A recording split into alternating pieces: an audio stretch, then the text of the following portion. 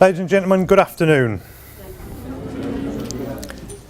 Everybody needs a bus, they just don't know it yet. My name is Mark Clark. I am the Managing Director of Combus. We formed our company in 1999 with 4 other directors and shareholders. I've chosen to talk to you today about running my own business, how I survive through the challenges. This is done through a strong vision, determination, risk-taking and a firm believer that I can succeed.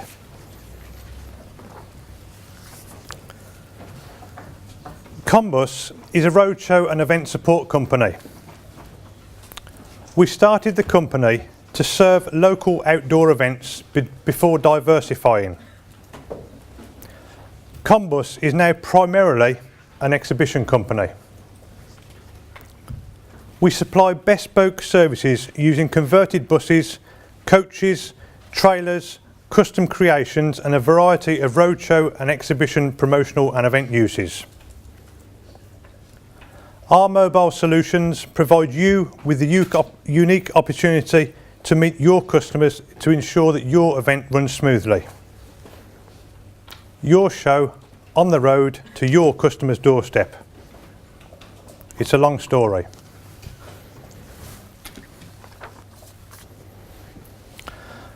I've got a friend called Steve. He had a bus that was called Media Bus.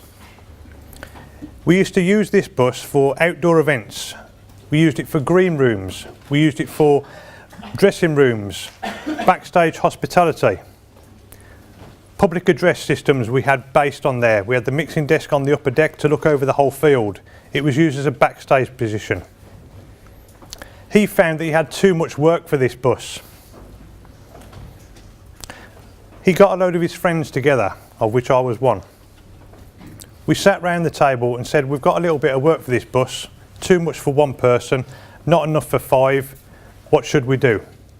Should we get rid of the bus, close it all down and forget about it, or should we try and work together and get the bus out and do more work on the road?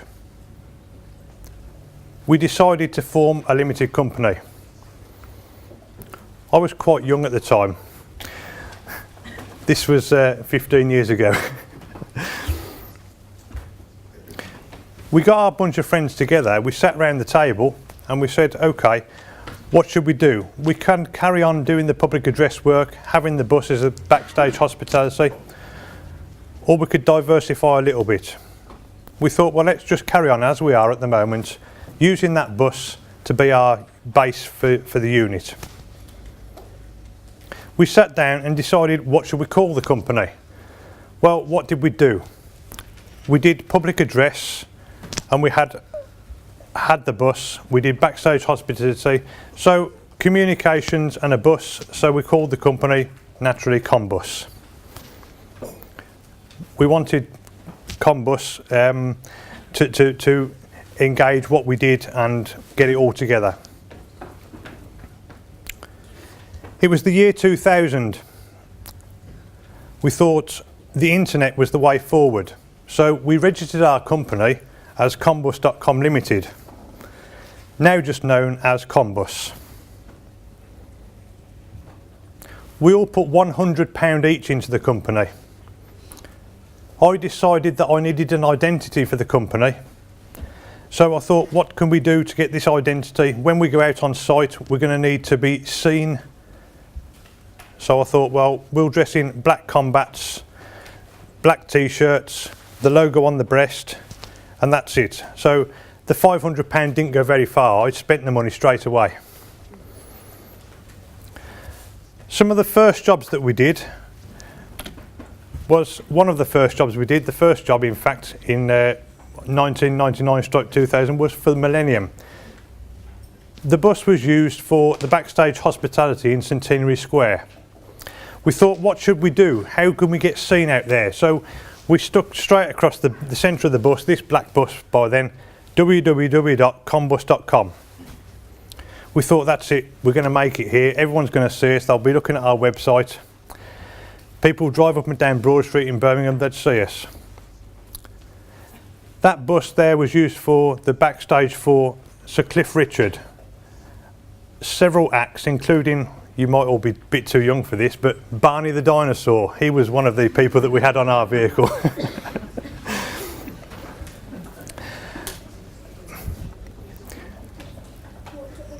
One of the next jobs that we did, following on from that one, somebody actually saw us on that job and thought, oh, they could use that bus and a hospitality unit.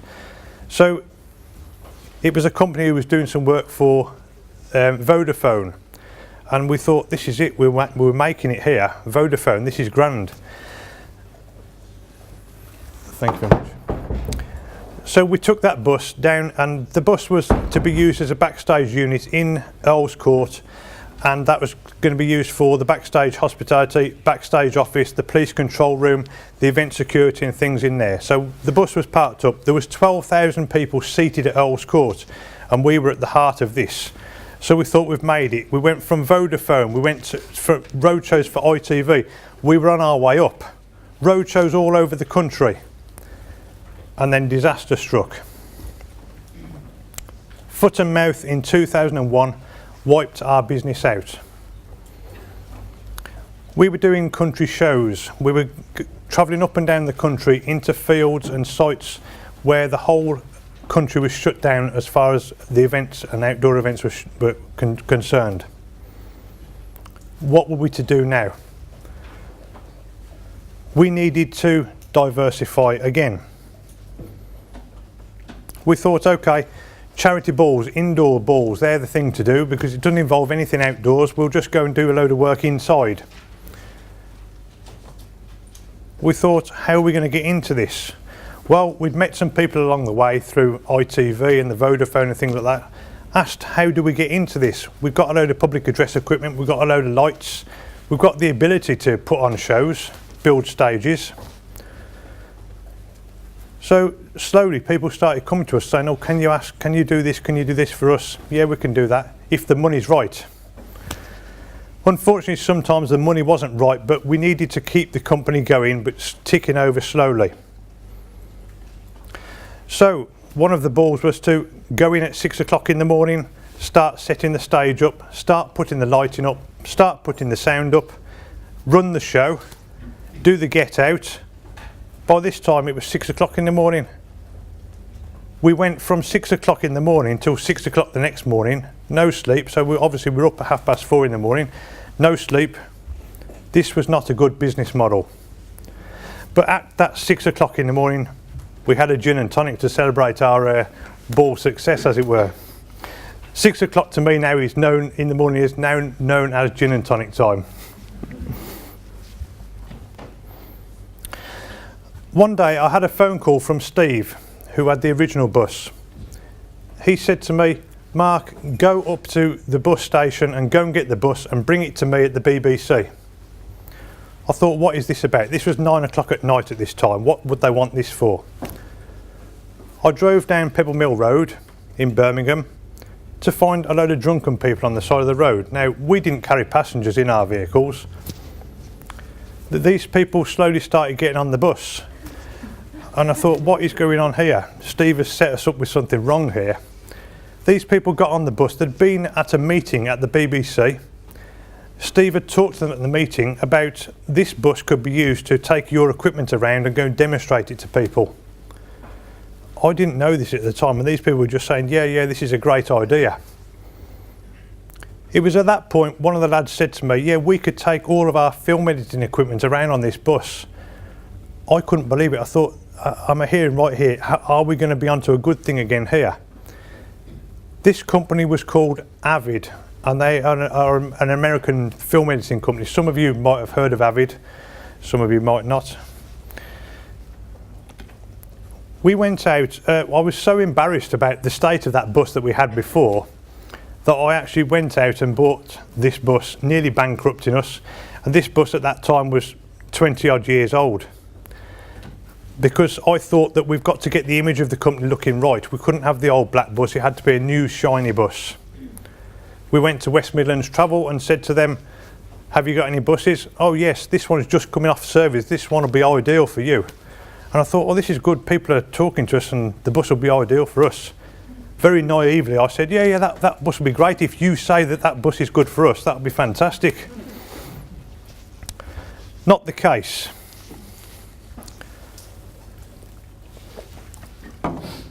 We drove the bus out of the bus garage. We'd already got it booked into a spray shop. We'd got it booked in ready for some work. We were driving down the road. We got down to the spray shop. We'd seen the spray shop man. Yeah, bring it here after you've had the work done in the inside. That was fine. Got down to refurb the bus. We started off. Yes. Avid said to us, "How long can you be ready? How long will it take you to be ready?" And I naively again said, "Oh, we'll be ready in about 6 weeks. Don't worry, you'll all be kitted out, ready for you to go on the road." It was at that point that the bus builders that we'd taken it to said to us, "Oh dear, the back end of the bus is falling off here." And I said, "What do you mean it's falling off?" "Well, it's full of rust," they said. So I didn't know what else to do other than to phone the client and tell them, "I am sorry, we can't meet your deadline of 6 weeks." I thought, that's it, we've just got a rust bucket here and we've had it now. The client loved us so much, that our ideas, that they wanted to go on the road, and they said, "Don't worry, let us know when this bus will be ready." That was such a relief to us. We went on the road with them for 2 weeks, displaying their film editing equipment. We went to the BBC, we went to ITV, we went to Border Television. We went all around the country, England, Ireland, Scotland and Wales. Probably the best 2 weeks of my life this was at this point. Thinking that here I am, we've made it, we've built this company and we've made it, we're out on the road again. The bus then got parked up for a few months. And we thought, what are we going to do now? But strangely, slowly, people started seeing us out on the road and seeing that we were doing a job and said, "Can we go out on the road?" So we had another job and another job and another job. The bus wasn't redundant yet. Avid then came to us and said, later on, "Could we go on the road for another couple of weeks in a few months' time?" And I said, "Of course you could. Yes, we'll get the bus back out. We'll, rebrand it and things." We went out on the road there for another 2 weeks with them.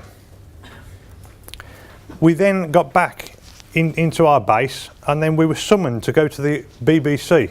The BBC bar this was, so they liked to drink, these people did, as from the first story when they're all on the side of the road. They said, "We're thinking about going to Europe. What advice can you give us about doing this?" So we said, "Well, you really need to do this, you really need to do that and the other, and which particular vehicle should we use?"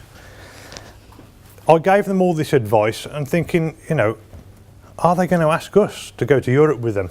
So I posed the question to them. I said, "Would you consider us taking you to Europe?" And they said, "Why do you think you're here? We wouldn't consider anybody else."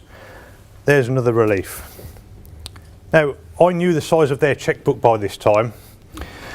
So they were saying to me, "We want this particular coach." And I said, "Well, yeah, I've advised you should have this one." Yeah, they said to me, "Go out and find us the best vehicle you can find to go and do this job." And I said, "Well, this is going to cost you, £250,000, for this brand new vehicle. Don't worry about it." So I thought, I'm going to go out and buy the best vehicle I could find. So I started inquiring, what's the lead time for this new vehicle? What's this and what's that? And they said, "No, sorry, we can't wait that long." They wanted to be on the road pretty soon. So I had to go out and buy the next best, not the next best vehicle, but the next best age of the vehicle down. So I bought a coach which at that time was about 4 years old. And they loved this coach. They loved the idea of going out on the road into Europe. So I went out and bought this Caspora Setra, which is the Rolls Royce of coaches. I don't know if anybody knows anything about buses or coaches, do you? No, okay. Perhaps I'm just the sad one here. It's got a Mercedes engine, just right for touring all over Europe. So we then toured 26 countries, including Russia. We went from UK to Denmark. We went from Denmark down to Germany, down to Spain, Italy. We covered the whole of Europe. It was just a fantastic time of our life. And then ferries back into the UK. There's us just on one of the ports, just waiting to come back into Britain from Spain, I think that was. But it's not all plain sailing. There were those people that enjoyed the glory rather than the work. I felt that I was carrying the rest of the people around, the rest of my colleagues around with me. To them, it was just a job. To me, it was a lifestyle. Business and friends don't always mix. It's a lifestyle which I am passionately involved.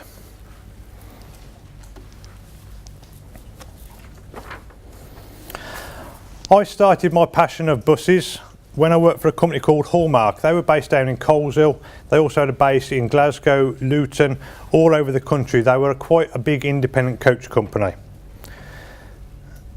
Their style of servicing people was, it had to be airline style, the highest of standards. They had tabled coaches, we had hostess services, and I thought, this is the way I want my life to be, you know, up at that level there. We had the best coaches. After I left Hallmark, I went on to be a passenger transport consultant. I went to work for the Foreign and Commonwealth Office. I was still based in Coleshill, where we are now. I had a huge contract there. We worked for the G8 summit, I worked on the EU summits. It all sounds glamorous, but this is not glamorous at all in the events industry all of the time. The events industry is a way of life. From my experience, you need a good support team around you. It's essential to have good partners around you, good teams around you, good life partners, office partners, yard crew, good business people, a first-class solicitor, a cute accountant to forecast for you, a good computer technician. With a support team around you, us being such a small company, I'm proud to have worked with so many people, names and brands. I've worked with Cliff Richard, as mentioned before, UB40, Vivienne Westwood pictured there, Boris Becker and Tim Henman. They were doing a charity event with an aerial tennis competition. Razorlight, The Feeling, The Levellers at festivals.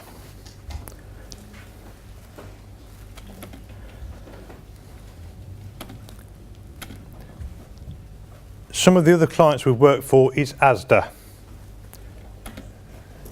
Tesco's, Lidl. Now Lidl came to us and they said, we want a bus on the road and we want to tour all of our 126 sites around Ireland, and we want to do it in about 11 days time. So we had this bus just painted up silver there, and they wanted to go on it in 11 days time, and I just said yes, we'll do that, yes. So there we are, in 11 days we had a bus, we kitted it out on the inside and turned it around, got it branded up and went to tour 126 places in Ireland.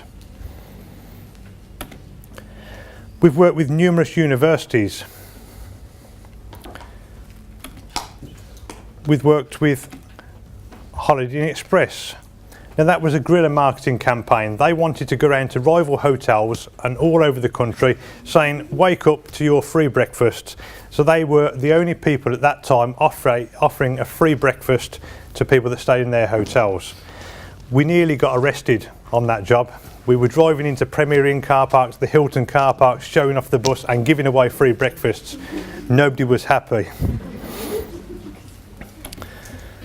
We've worked for Ray-Ban, ITV.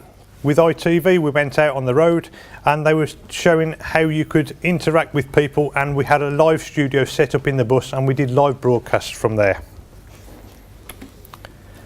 The BBC, Unison, Unite the Unions,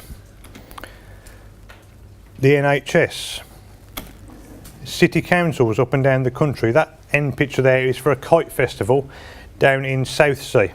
We were doing public address for that, and there's all the kites flying there. We worked with Sony. That was for a photography competition. People were travelling around on the buses taking pictures and they were all entered into a competition. We worked for South West Trains, East Midlands Trains. They're for health and safety roadshows, so all that they go around to all the stations and get all their workers on board and teach them about health and safety and give them health checks. The Queen's Baton Parade and the Big Issue. Now the Big Issue only had a small place to be. This was in Leadenhall Market, and they said we want the open top bus to go in there, and I said well we don't have room to get the open top bus in there, I'll make something. So I invented the Land Stage. That's a Land Rover with a stage on the top, and the Big Issue were the first people to use that. National Apprenticeship Services. The British Red Cross. They came to us and they wanted to demonstrate how their charity shops would be. So we got the bus, we converted it into a charity shop, and we had upstairs was the back shop where they would teach them how to iron and how to put all the brands in together. Downstairs was an actual charity shop where they actually took money on the bus. Danone. Twyford Bathrooms. This again is not too far away from here, and this is to demonstrate you can have anything you want on the bus. Tullamore Dew. This again is inside a bus. A full working whisky bar and gallery upstairs.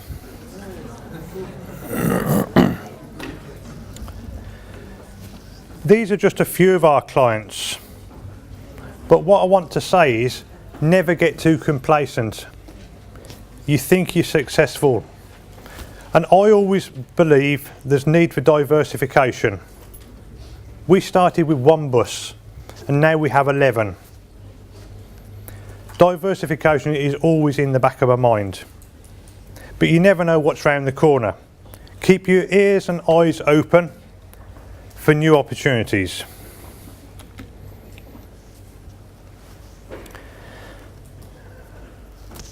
This slide here is, yes, not always buses. As you can see in the slide, there's a picture of the Land Stage, there's a picture of 2 carnival floats and one of our open top buses. They came to us, this was the Israeli, closer to Israeli 65th anniversary. They came to us and said, we want an open top bus. We said, no problem, we'll give you an open top bus. They said, well, we want 2 open top buses. We said, no problem, we'll give you 2 open top buses. So we had to hire in another bus. The end of the conversation, they wanted 10 open top buses, 2 carnival floats and the Land Stage. So we just said, yes, we'll do that. And they wanted some public address on. That is always the need for diversification. Keep your mind open to new opportunities.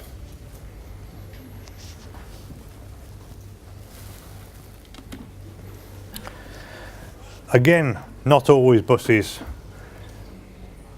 Continental Tires came to us and said that they wanted a full-size 6-foot armadillo inside a tyre on the back of a lorry. We said, no problem, we'll do that. Me saying no problem, we'll do that gets people into a lot of trouble actually, me especially. They then wanted us to brand a car up for them to travel around with them. They then wanted to brand the van up. Yes, we'll do that. Spray the wheels up in the bottom left there, you can see. I sprayed those wheels myself. Never take your eye off the ball. Everything about the company is one big juggling game. Juggling the figures. Should we buy new kit? Should we employ some more people? One false move and it could all be gone. I am passionate about Combus and its future. I have now diversified again this year.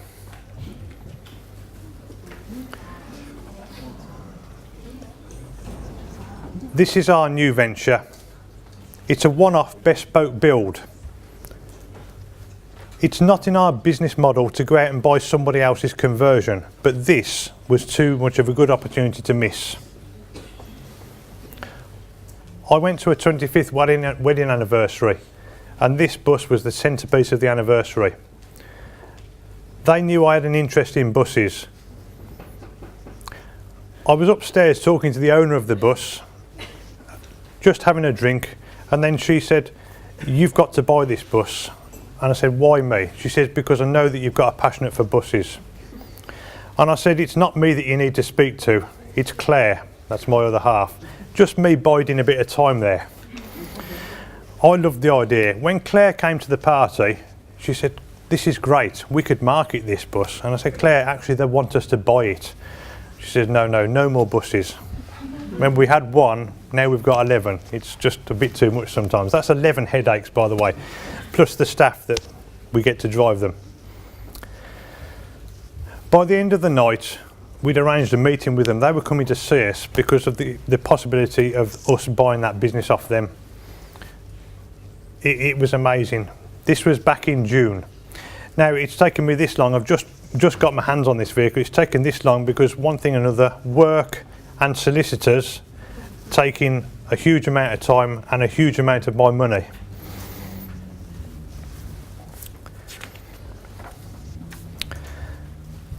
Give you more of an insight into this. There's downstairs that you can seat 5 people inside the bar. There's 4 windows to serve from. We can seat 180 guests downstairs in the marquee, and the whole marquee is licensed for 300 people. And upstairs is a luxury cocktail bar. It's all a risk. Everybody needs a bus. They just don't know it yet.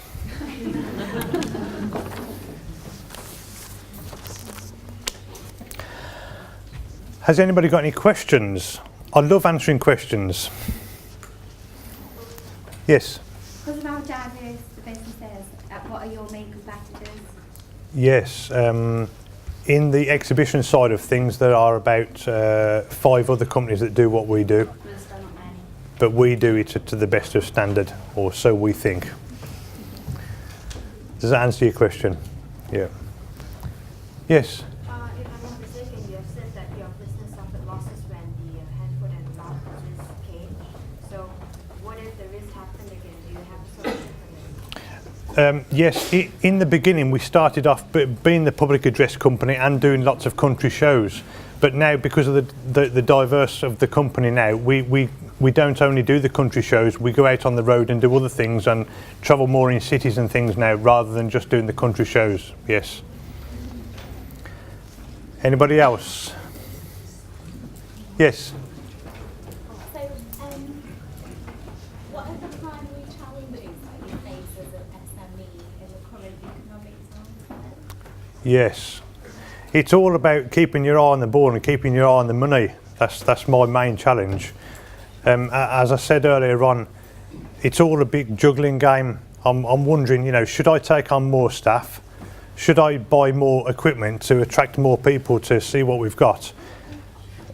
Never take your eye off the ball. And people may have said this to you before, but you are only ever 2 paychecks away from not having your company at all. If one client doesn't pay you, you can hold out for a little while. If another client doesn't pay you, that's it. It's devastation is just round the corner. Always, I'm always on edge, and that's how a lot of companies, go. But anybody else? I'm just interested. Do you do like all the sign writing if somebody comes to you, like you were saying? Do you do everything like the label and? Yes, we do. Yes, we have partners that are closely working with us that we do. So we have a base and we have people come into us. I don't have a full. Well, in fact, at one time we employed 8 people. There's just 3 of us now. I've learnt that to cut the costs right down, I'll get rid of everybody. That was the hardest decision to do, and then get people in as and when we need stuff. Yeah, and then we can survive. Yes. Anybody else?